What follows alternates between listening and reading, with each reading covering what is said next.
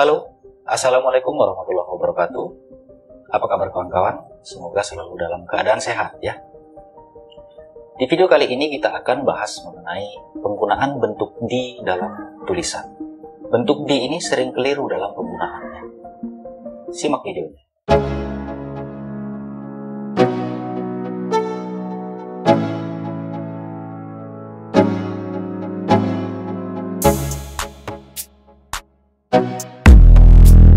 Penulisan kata di sering terjadi kekeliruan dalam penempatan konteks.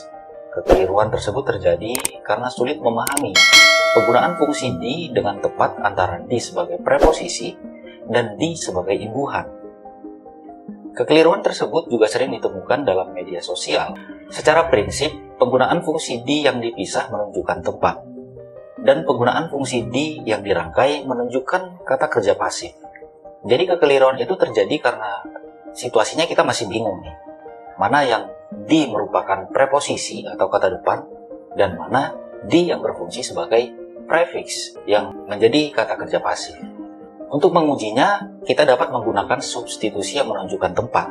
Misalnya penggunaan fungsi di dapat diganti dengan ke yang sama-sama menunjukkan tempat. Ya. Nah, letak perbedaannya kalau di itu menunjukkan tempat berada, sedangkan ke itu menunjukkan tempat arah, gitu ya.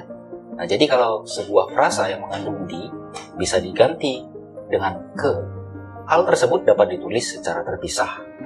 Misalnya di kampus, di sekolah, di taman. Kalau bisa diubah menjadi ke kampus, ke taman, ke sekolah. Nah, berarti di itu merupakan bentuk preposisi atau kata depan dan ditulis terpisah dari kata yang mengikutinya. Nah, bagaimana cara mengecek di yang ditulis serangkai? Kata di yang menunjukkan kata kerja pasif mempunyai pasangan yaitu me, yang menunjukkan kata kerja aktif. Jadi ketika di dalam sebuah kata itu bisa diganti menjadi imbuhan me, maka ditulis serangkai dengan kata yang mengikutinya. Artinya, di situ merupakan prefix, bukan preposisi. Contoh, diberikan, dilakukan, dibahagiakan, bisa diubah menjadi memberikan, melakukan, dan membahagiakan. Jadi begitu ya kawan-kawan, cara kita menguji bentuk di yang berfungsi sebagai preposisi dan bentuk di yang berfungsi sebagai prefix. Jadi kita tidak keliru lagi menggunakannya dalam tulisan. Mana bentuk di yang harus dipisah dan mana bentuk di yang harus dirangkai.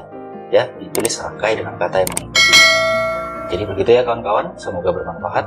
Assalamualaikum warahmatullahi wabarakatuh. Sampai jumpa.